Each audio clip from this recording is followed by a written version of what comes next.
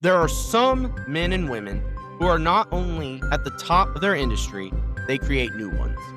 Mark Zuckerberg essentially invented social media. Steve Jobs created the personal computer industry.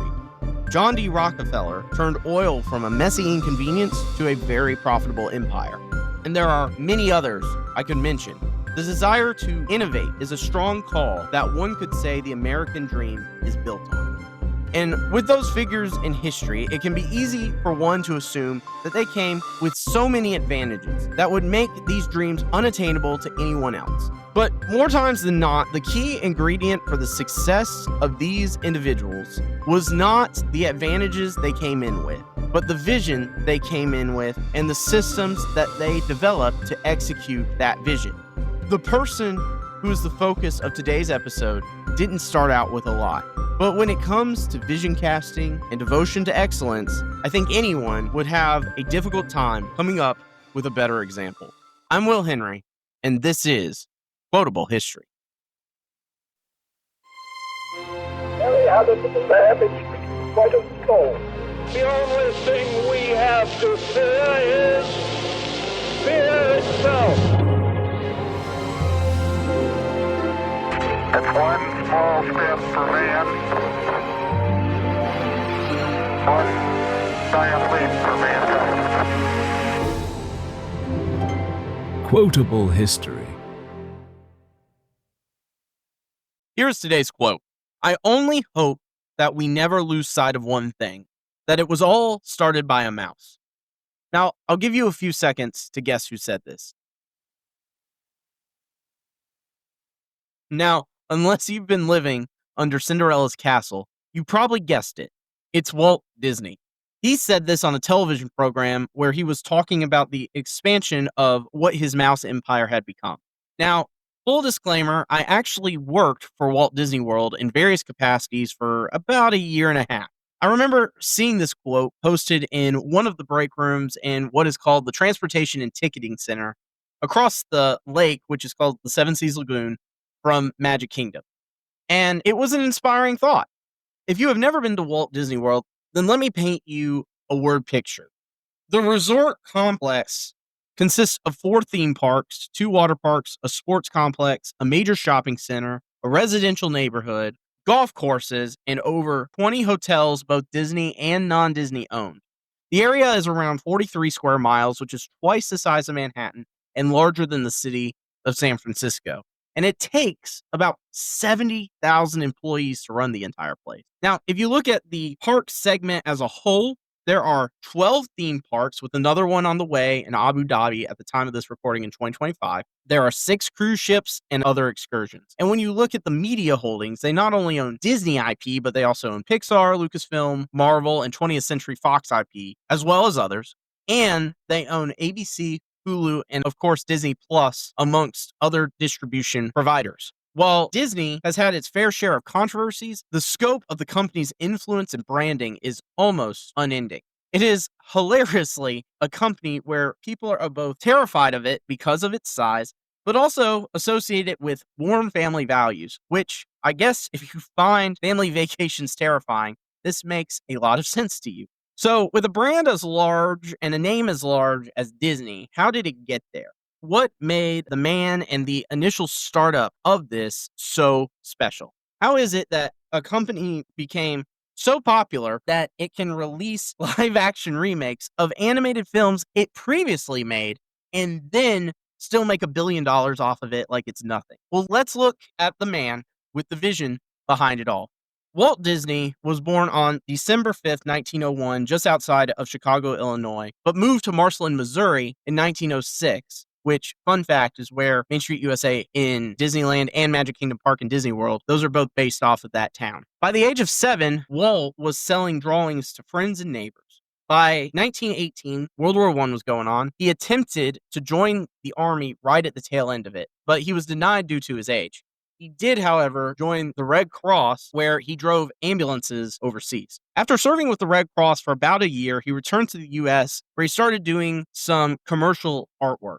Now, if we just camp out right here for a second, it's important to understand that Walt was not a man with a lot of means or obvious economic advantages. Sure, he had a lot of talent a raw talent, but he wasn't a man who grew up in one of those schools that only the upper echelon of society gets to go to, or he didn't have a lot of fancy tools.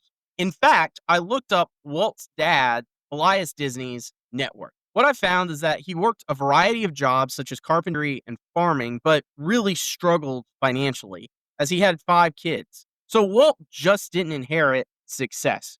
And that's a really important lesson for any entrepreneur or anyone who wants to make anything of themselves. As the cliche goes, it's not about how you start, it's about how you finish. So we are now in the year 1920, and Walt meets a fellow artist by the name of Ub Iwerks. This would be one of the most formative creative partnerships in the creation of the rodent empire we now know as the Walt Disney Company. Together with Walt as the primary visionary, they would go on to create Laugh-O-Gram Studios, which would go bankrupt by 1923. However, in that same year, Roy, Walt's brother, joined the team to create Disney Brothers Studios, and they created the Alice comedies, not the same thing as Alice in Wonderland, while moving their operation to Hollywood. They landed a series of successful shorts and characters such as Oswald the Lucky Rabbit. However, the startup studio did not own Oswald and the other properties, Universal did. So ultimately, Disney lost all control of these characters and properties. As a result of this, Disney and Iwerks created what could be said to be the most popular cartoon character of all time, Mickey Mouse, in what was one of the most popular cartoon shorts of all time, Steamboat Willie. But why was Steamboat Willie so successful? Well, this was the first time that sound and animation had been synchronized, and this was groundbreaking for the time, a laugh for the whole family. Even in the midst of the troublesome 1930s, the relatively new studio found success with new characters such as Donald Duck, Goofy, Minnie Mouse, and Daisy Duck, and new animated shorts that were shown in theaters across the country. But Walt's biggest success of this period came in 1937. During this year, what was now known as Walt Disney Productions released Snow White and the Seven Dwarfs, the first animated full-length feature film. Many thought this would be an embarrassing failure because everybody had only seen cartoons as cartoon shorts. But when you adjust everything for inflation, this film is still considered one of the highest grossing films of all time. However, this success didn't last long. In the 1940s, the studio saw some major challenges. Things that are considered classics now, like Pinocchio and Dumbo, were released, but not to commercial success. And the studio, because it needed to keep the lights on, took on contracts from the U.S. military as part of the effort for World War II. Not only that, but animators unionized and went on strike. So in order to stay in business, the studio went public and started selling stocks. Now, to be honest, if I could find a quote where Walt said, "I'm losing my company, my staff hates me, and I have to take on government contracts just to keep the lights on," I probably would have chosen it. Because while the first part of Walt's story is almost like a happily ever after Disney movie, the 1940s was really an era that would end up defining how enduring the Walt Disney Company would end up becoming. And this is where empires are often made. In the midst of struggles, the leaders stand strong, for better or for worse. In the 1950s, however, the tide began to change. Cinderella became the first commercially successful animated film since Snow White. Not only that, but Walt secured a funding deal from ABC to create Disneyland in exchange for a television program that he would produce about the said project. Disneyland was then built and established in 1955 in Anaheim, California. Again, like Snow White, this idea was not seen as an idea that would lead to much viable success. Amusement parks were seen as miserable, sweaty places at the time with no future in them. In fact, the idea was so unpopular that it was almost ditched entirely and really only got approved because ABC was also in dire straits. However, if you look at the most profitable parts of the Walt Disney Company today, the parks segment ranks very high, very consistently. In fact, the parks segment on its own is the largest theme park business in the world.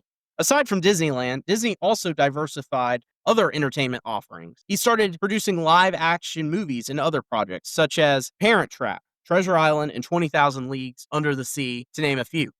Walt and Roy would also go on to establish the independent California Institute of the Arts, which was a place to train those who would serve Disney in the creative arts. Fun fact, many of the guys that would go on to be the creative visionaries behind Pixar went to what is now known as Cal Arts. In 1964, Walt would release Mary Poppins to critical acclaim and commercial success, and he would go on to have an exhibition at the 1964-1965 World Fair, which included It's a Small World. In 1965, he would unveil his Florida project, the Experimental Prototype Community of Tomorrow, or what is now more famously known as Epcot. But sadly, Walt would not live to see that dream become a reality, and the community he envisioned was never truly to be realized. In 1966, Walt tragically would die premature death from lung cancer. Now, in some ways, it could be said that Walt's legacy was bigger than everything he built. He has inspired multiple generations of creators and visionaries. Many of the movies I mentioned that were commercial failures in their time are now considered classics. Many people in the creative arts and in the business world all look at Walt Disney and the company he created as an ultimate example of excellence. Now, no one is perfect, and it would be irresponsible to not mention that Walt and his company have experienced various controversies, and those are definitely important to discuss within the appropriate context. But if we look at Walt's life, we see a man who really came from nothing special, and he built a brand that so many people find so much happiness in. And if we look at it today, the Walt Disney Company is consistently on the Fortune 500 list. The Walt Disney Company also owns two of the highest grossing films of all time, not adjusted for inflation, which would include Avatar and Avengers Endgame. The company brings in billions of dollars of revenue every year from each of its entertainment segments. But the brand also brings hope and happiness for so many people. So what can we learn at the time that I'm recording this? What can we learn here in 2025 and beyond? An obvious one is that just starting small does not mean one will end small. As the cliche goes, you have to learn to walk before you can run. Beyond this, though, endurance is essential. In both cases of the 1940s and getting Disneyland up and running, there were constant battles. Business is aggressive. I currently work for a company that is very big within its industry, and we are still constantly fighting competitors, looking for new business, and being driven by a need to be the best that we can be in our area. We cannot be complacent. And if you look at the story of the Walt Disney Company before their biggest successes, there was a sense that they were just mice in a cat's world. They still had to earn their place. If you ever get a chance to watch the documentary on Disney Plus called Waking Sleeping Beauty, you'll see that the animation department really struggled after Walt died. There was a sense that any new creativity and any new creative vision died with him. But a new generation of creators was born, and there was a newfound sense of urgency that sparked an era where we got the likes of The Little Mermaid, Beauty and the Beast, The Lion King, and many other classic films. Disney never wanted his company to forget what it took for them to be the best, and he never wanted them to forget the small beginning. In some ways, Walt was the mouse in question. While he was extremely talented, the struggles he faced were enough to destroy anyone or any streak of success. And so when I was sitting in the break room looking at this quote in the Transportation and Ticketing Center, I found a good bit of inspiration from it. When you look at Walt Disney World, it functions like a city that has always been there. When you look at Disney as a brand, it looks like it's never going to go away. But two things come to mind. One, there's significant arrogance in that thinking. You always have to earn your spot, and nothing is ever guaranteed. But secondly, this quote is a powerful reminder for anyone out there with a vision that there is hope. I'm Will Henry. Thank you for listening. If you enjoyed this episode of Quotable History, follow the show, share it with someone who's into history, great quotes, or great stories. New episodes drop every Tuesday, so stay tuned. And if you want to keep the conversation going, find me on Twitter and Instagram at QuoteHistoryPod or on Facebook at Quotable History. Catch you next time. Have a good one.